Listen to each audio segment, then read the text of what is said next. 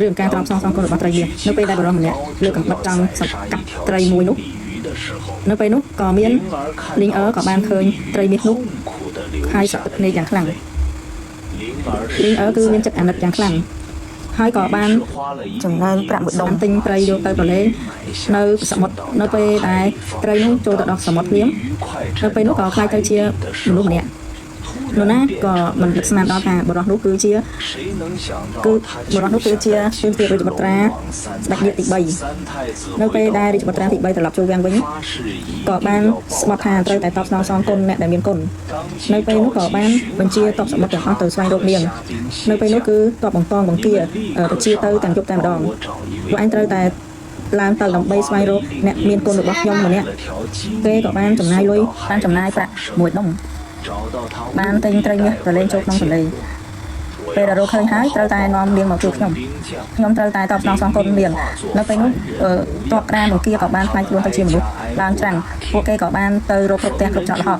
ពេលដែលជួបក៏សួរគេថាមានឃើញនារីម្នាក់ទិញត្រីមាសមកប្រឡែងនៅសមុទ្រទេ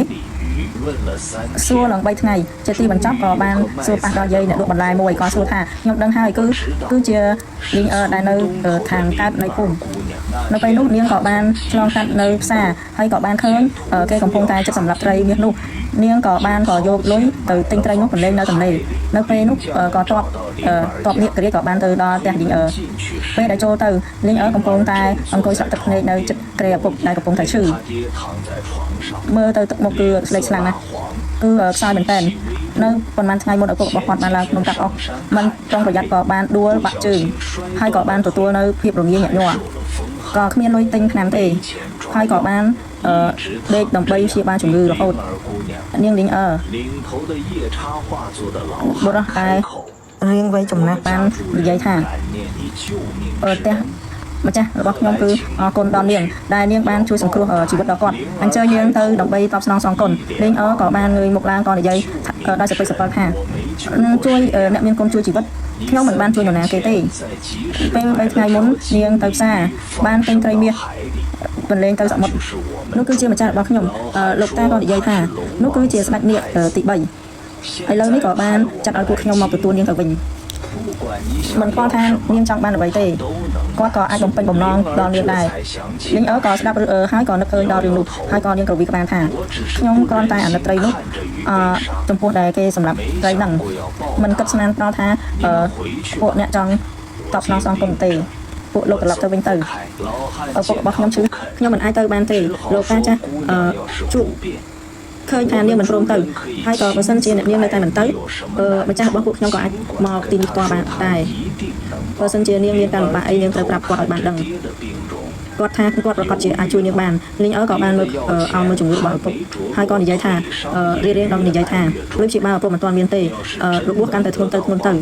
បើសិនបើមានការជួយដល់ឪពុកនេះឪពុកក៏អាចជួយសង្គ្រោះបានដែរនាងក៏លើកបានថាអញ្ចឹងវិបាកដល់អ្នកទាំងអស់គ្នាហើយម្ចាស់លោកមកបន្តិចមកពេលនោះទាំងយប់ងងឹតនៅសមុទ្រក៏មានខ្យល់បក់មួយវូបឡើងមកលោកព្រះអង្គម្ចាស់ទី3ក៏បានខ្លាយទៅជាយុវវ័យពាក់អាវពណ៌សក៏បានទៅដល់ផ្ទះលីងអឺហើយនៅពេលដែលចូលទៅក៏មើលឃើញឪពុកដែលរបស់លីងអឺដែលបានដេកនៅលើគេក៏បានទៅចាប់ជីបចរហើយក៏បានយកពីនៅក្នុងខ្លួននៅត្បូងមួយគ្រាប់នេះគឺជាត្បូងដែលជាបានជំងឺនៅរាជវាំងបើតុនទៅជាម្សៅហើយផឹក3ថ្ងៃគឺអាចជាសះស្បើយបាននាងទទួលថ្មគុជនោះគឺសប្បាយចិត្តយ៉ាងខ្លាំងហើយក៏អរគុណយ៉ាងរហ័សព្រះអង្គក៏សួរអ្នកនាងថានាងនៅមានបំណងអ្វីទៀតទេហើយនឹងមានចង់បានមាសពេជ្រកែវកងទេអ្វីដែលមានតម្លៃបំផុតនៅលើលោកហើយឬក៏ចង់ខ្លាយទៅជាប្រពន្ធរបស់មន្ត្រីក៏ខ្ញុំអាចធ្វើបានដែរលីងអឺក៏បានយកកាន់ថ្មពុជដោយណែនយ៉ាងណែនហើយនិយាយថាហើយក៏ក្រវីក្បាលថាខ្ញុំមិនត្រូវការអ្វីទាំងអស់នោះទេខ្ញុំគ្រាន់តែចង់ឲ្យឪពុករបស់ខ្ញុំមានសុខភាពល្អថ្ងៃក្រោយអាចឡើងភ្នំកាប់អស់មានរបួសផ្សេងឡើយខ្ញុំនិងឪពុកខ្ញុំអាចរស់នៅដោយសេចក្តីសុខនោះគឺល្អហើយព្រះរាជបុត្រាអង្គទី3នាគរាជក៏ផ្លឹកមួយផ្លែទៅ គិតស្មាននឹកស្មានមិនដល់ថានាងគឺសម្លាញ់បែបនេះសោះហើយគាត់ក៏និយាយថានាងបានជួយសង្គ្រោះជីវិតរបស់ខ្ញុំការទៀមទាត់បែបនេះគឺងាយស្រួលពេកហើយបែបនេះខ្ញុំក៏សន្យាជាមួយនាងថាប្រសិនបើនៅក្នុងគ្រួសារថ្ងៃក្រោយមានការលំបាកអ្វីឲ្យតែទៅមាត់សមុទ្រស្រែក3ថ្ងៃថាបុត្រាទី3បុត្រាទី3ខ្ញុំនឹងមកជួយនាងហើយបុត្រាទី3ក៏ទុកនៅប្រាក់មួយកញ្ចប់ឲ្យនាងប្រាក់ដឹងថាឲ្យនាងយកចិត្តទុកដាក់ថែរក្សាប៉ាមើលថែប៉ាបន្ទាប់មកក៏បានខ្លាយទៅជាខ្យល់បាត់ទៅនាងក៏បានធ្វើតាមពាក្យសម្ដីរបស់បុត្រាបានយកគុជបានកិនធ្វើជាម្សៅមកព្យាបាលឪពុកបានឲ្យគាត់ផឹកស្រាប់តែទី2ថ្ងៃទី2ទឹកមុខឪពុកបានស្រស់ជាងមុនហើយក៏អាចអង្គុយនិយាយគ្នាបានថ្ងៃទី3គឺជើងលេងឈឺហើយភាពរងាញាក់ញ័រក៏បាត់អស់រលីងទី4ក៏អាចដើរនៅលើផ្លូវបានឪពុកនិងកូនសប្បាយចិត្តយ៉ាងខ្លាំងលីងក៏បានទៅសមុទ្រជាពិសេសក៏បានឆ្លើយទៅចំពោះសមុទ្រថា3ដងថាព្រះរាជបុត្រាទី3ព្រះរាជបុត្រាទី3ចង់អរគុណអ្នកប៉ុន្តែស្រេចកន្លះថ្ងៃហើយគ្មាននរណាឆ្លើយតបទេនាងក៏ដឹងថាប្រហែលជាព្រះរាជបុត្រារវល់ហើយក៏សាច់ហើយត្រឡប់ទៅផ្ទះវិញមួយថ្ងៃជីវភាពចេះតែកន្លងទៅលីងនៅតែឧស្សាហ៍ព្យាយាមធ្វើការងារដំបាញ់ជារៀងរាល់ថ្ងៃដំបាញ់ហើយក៏ពេលខ្លះដំបាញ់ហើយយកកំណាត់ដែលដំបាញ់ទៅផ្សារលក់ដើម្បីដូរយករបស់របរមកវិញឪពុកសុខភាពឪពុកបានល្អហើយក៏អាចឡើងភ្នំកាប់អស់បានដែរនៅក្នុងជីវភាពរស់នៅរាល់ថ្ងៃល្អពីមួយថ្ងៃទៅមួយថ្ងៃមិនយូរប៉ុន្មាននៅក្នុងភូមិក៏មានគ្រោះរាំងស្ងួតប៉ុន្មានខែហើយមិនភ្លៀងសោះដំណាំនៅក្នុងភូមិគឺស្ងួតឡើងទឹកងាប់អស់ហើយទឹកនៅក្នុងអណ្ដូងក៏តិចទៅប្រជាជនទាំងអស់ក៏គ្មានទឹកផឹកទៀតដែរអស់គ្នាទៅអត់ធូបបួងសួងបាត់អារម្មណ៍ស្ដេចនេះជារៀងរាល់ថ្ងៃប៉ុន្តែគឺគ្មានប្រយោជន៍ទេប៉ុន្តែនៅតែមិនភ្លៀងលីងមើលទៅដីក៏ប្រែកប្រហែងដែរនៅក្នុងចិត្តក៏អន្តរសានាងគិតថាព្រះរាជបុត្រាបានសន្យាជាមួយនឹងនាងក៏បានរត់ទៅសមុទ្រនិយាយទៅកាន់សមុទ្រថាសានថៃជើគឺព្រះរាជបុត្រាទី3ព្រះរាជបុត្រាទី3នៅពេលដែលស្រែកមិនយូរប៉ុន្មានក៏នៅលើផ្ទៃសមុទ្រគូចទឹកសមុទ្ររាជបុត្រាចេញមកហើយកញ្ញាលីងតើនាងមានការលំបាកអ្វីគ្រោះនៅក្នុងភូមិរបស់ខ្ញុំមានគ្រោះរាំងស្ងួតអត់មានទឹកហូបទេហើយដំណាំក៏ងាប់អស់ដែរបុត្រាអាចធ្លាក់ភ្លៀងឲ្យអ្នកភូមិបានទេនាងក៏សួរព្រះរាជបុត្រាក៏ងក់ក្បាលនេះគឺជារឿងតូចតាចទេ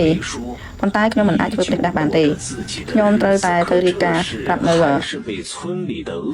នាងក៏និយាយបែបហ្នឹងហើយក៏បុត្រាទី3ក៏ងក់ក្បាលហើយក៏និយាយថានេះគឺជារឿងទូទៅប៉ុន្តែខ្ញុំមិនអាចលាក់ភ្លៀងឲ្យខ្លួនឯងបានទេខ្ញុំត្រូវតែរាយការណ៍ទៅស្ដេចនេះអ្នកទឹកចិត្តចោះហើយស្អែកប្រកបជាពេលប្រកបជាមានភ្លៀងធ្លាក់ដល់ថ្ងៃទី2ពេលក៏មានពពកខ្មៅអួអាប់ហើយក៏ភ្លៀងមួយថ្ងៃពេញដំណាំកសិផលក៏រស់ឡើងវិញហើយទឹកនៅក្នុងអណ្ដូងក៏ប៉ុណ្ដែរ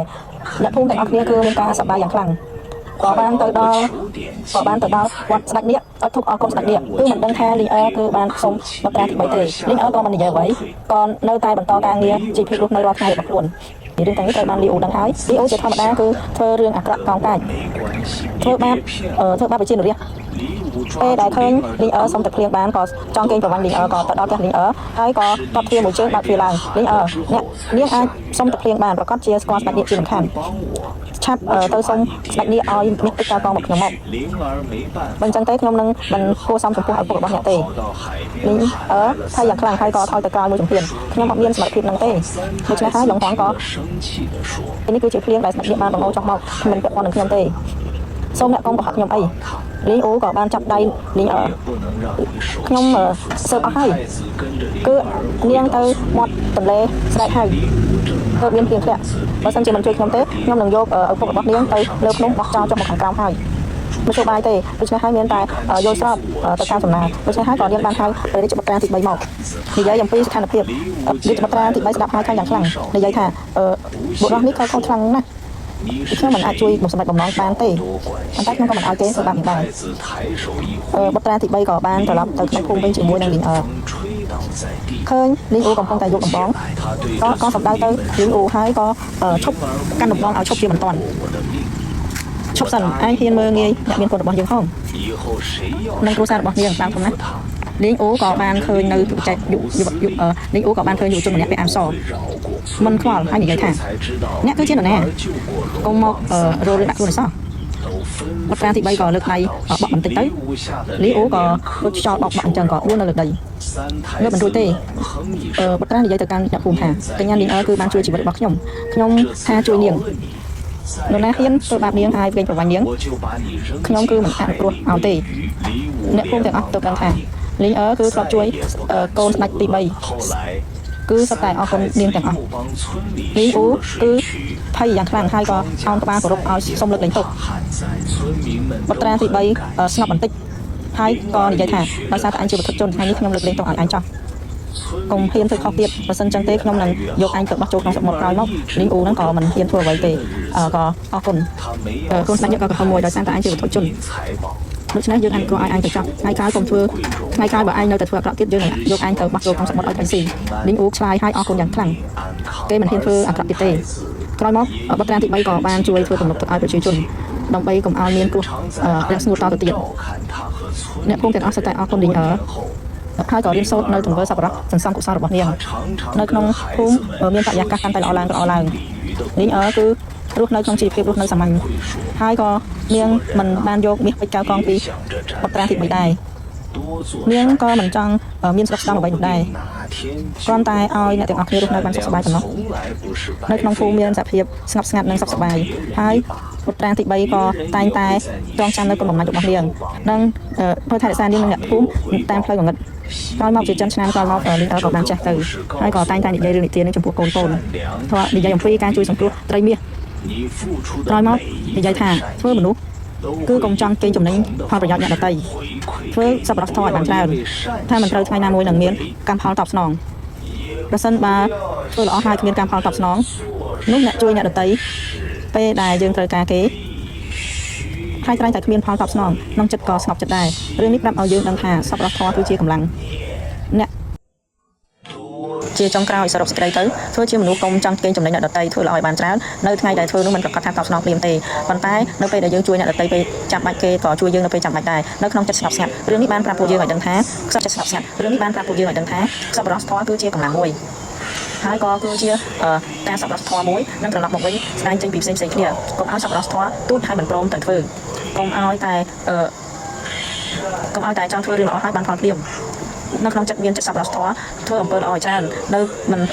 ត្រឹមតែអាចជួយដល់អ្នកដទៃបានតែទាំងធ្វើឲ្យរឿងរ៉ាវក្នុងជីវិតកាន់តែស្របដោយបំណងកងចក្រនៃវដ្តសង្សារគឺសប្បុរសគឺតែងតែមានផលល្អ